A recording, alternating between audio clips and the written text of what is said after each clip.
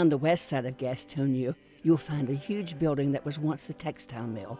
And just 2 blocks away, you'll find the Luray Baptist Church. The Luray, or Firestone Mill as it's called today, was a lightning rod for some of the South's most violent acts of labor unrest. The relationship of the church to the mill began in the early years of the last century. If it had not been for the mills, there probably would not have been the churches in this part of town. In the early days of this church, there were contributions made by the mill. In fact, there was a $1,000 contribution made to the newly organized Luray Baptist Church to help build the first part of the original church building. Cotton mills supported churches in mill villages, and in some cases, ministers were on the company payroll.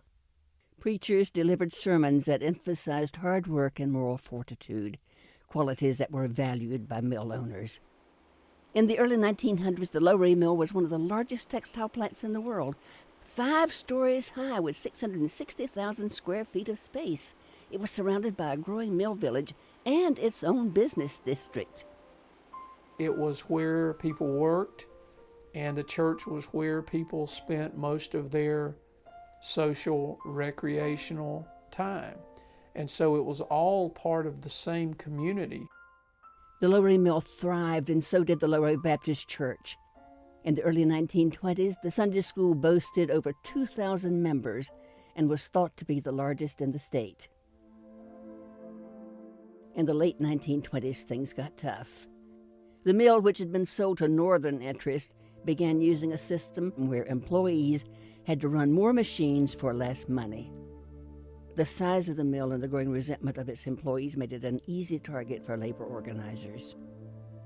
In the spring of 1929, the communist-led National Textile Workers Union and the North Carolina National Guard came to Gastonia.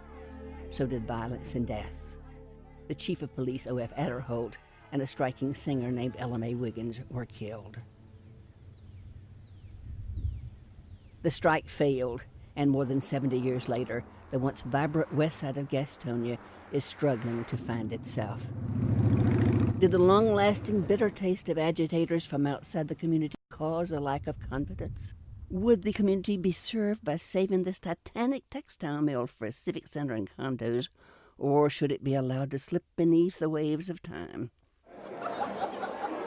Like the congregation of the Luray Baptist Church, many Gastonia residents are sustained by their faith in God, faith in the future of their community. I think Mr. Pope mentions that. In the spring of 2004, they came together for a day-long symposium commemorating the 75th anniversary of the strike of 1929.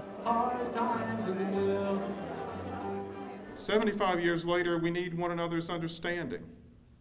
Understanding that requires acknowledging the hurts and grappling with their significance. A kind of that strike was very, very important to the story of labor, and not just labor, but the story of how we dealt with the communist factor of it. Southerners have always been suspicious of outsiders, and the fact that the communists weren't from around here was definitely a strike against them. Traditional mill lunches of fried bologna sandwiches, thought-provoking speakers, and breakout discussions were among the day's highlights. We've got records on who was arrested during the strike. Doc Owens took one look at Lucy. He just shook his head and said, "Go get a stretcher, because this little girl is going to a hospital." Excerpts from a play about the strike were performed. People got to talk openly about their history, and they got to tour the mill. A lot of people in this community, they'll say, "Oh, it's on the wrong side of town." And to me, there's no wrong side. This side has wonderful people here, and the churches that are here understand what can happen to their churches, how they can grow. The future of the Luray Baptist Church may very well be tied to the future of the mill building, and so it has always been. Part of the church's history chronicles a decade after the strike of 1929. It was a time when you had to have a referral from the minister to get a job in the mill, a time when, according to this brochure printed up by the mill, the boss is your friend. While mill owners were not without fault, it can also be said that they provided for their workers daycare, schools, recreation, baseball teams. Like the churches, they offered a step toward salvation, a step up for a community whose greatest export prior to textiles was corn liquor. There's the church and there's the mill. Both stand in a challenged community whose history is still unfolding. You're our guest. We're especially glad you're here.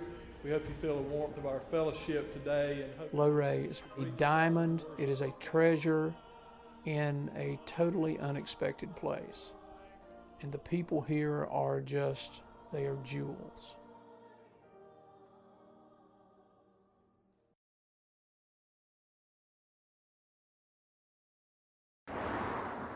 On Highway 74 Business, right outside of Rockingham, you'll find the ruins of the old Richmond cotton mill. It was chartered in 1833, and if not for fires in 1865 and 1972, it might very well be intact today. The Mount Holly cotton mill was completed in 1875.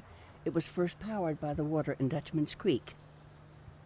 Bob and Pam Friedel bought and then restored the mill when they heard it was going to be demolished.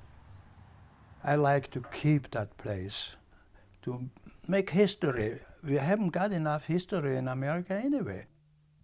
In recent years, the mill produced sportswear until the demand for domestically produced goods declined.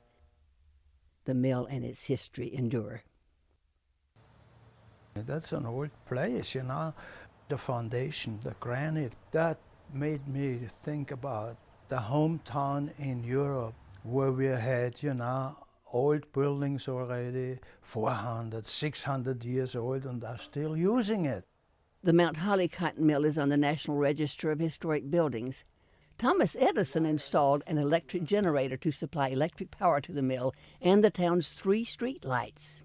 Bob and Pam want the mill's legacy preserved. There are a lot of possibilities, I guess. The bottom floor, where you have maybe commercial stuff like that, and maybe on the top floor you can put some lofts in there. Keep a little bit from the old stuff and do with it the best you can. Cotton mills literally dot the landscape of the old North State. A few are still in operation, but many stand empty. I think it's sad. They just kind of sit there and are waiting for somebody. The post and beam architecture of cotton mill structures is well suited to adaptive reuse. This space in the lock mill in Concord is perfect for Jim Schmid and his photography studio. Although it's 100 years old, it's come back to life. The building has been renovated for apartments, condos, and retail use. Just looking from outside, you can tell how large the spaces are. I mean, just the windows are so huge. These got to be 15-foot ceilings. This is more space than I need, and I love it, and I have room to grow. Old mill villages and the businesses associated with them are also attracting new attention. The old mill in Bynum near Chapel Hill is in shambles, and the surrounding community on the banks of the Hall River was on the decline. The village's general store and post office was barely a going concern.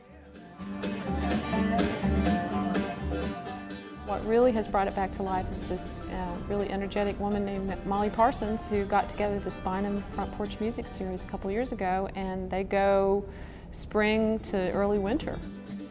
Every Friday night, you'll hear talented musicians like Tiff Merritt and the Parsons. Outdoor concerts have drawn over 300 people to Jerry Parton's general store. The mill town of Bynum is on the map once again. And so is the community of North Davidson and Charlotte. It was once a place where you didn't want to be after dark. Now it's a great spot to meet up with your friends, catch a concert, or go home to. Art galleries, coffee houses, and restaurants are now part of the neighborhood that was once home to thriving textile mills. Stuart Kramer designed and engineered hundreds of textile mills in the eastern United States. Many say that the Highland Park Manufacturing Company Mill No. 3 is his finest project. The mill was completed in 1904 and was one of the first textile mills in North Carolina that was designed for electric power. This area was truly transformed in the 19th and early 20th centuries by the coming of the textile industry. These buildings, they remind us of our past. A past that is relevant to our future. A major renovation of the Highland Park Mill No. 3 is now complete. The building, once designed to hold 30,000 spindles and 1,000 looms, is now home to new residents of the North Davidson community. Stuart Kramer's creation is now serving a different kind of customer. History is probably the most serious business of all because it's the only thing we have to give us a sense of orientation. These buildings are artifacts.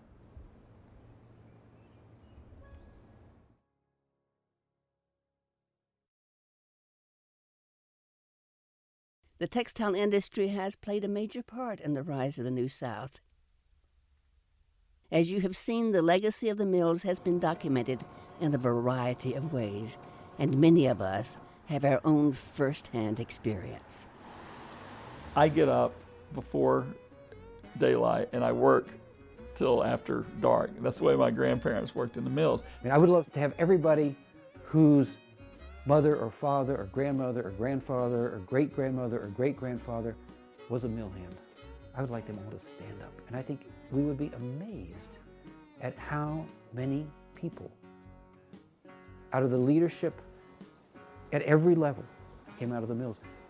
Working in a cotton mill was about dedication, pride, and it was also about providing better opportunities for your children.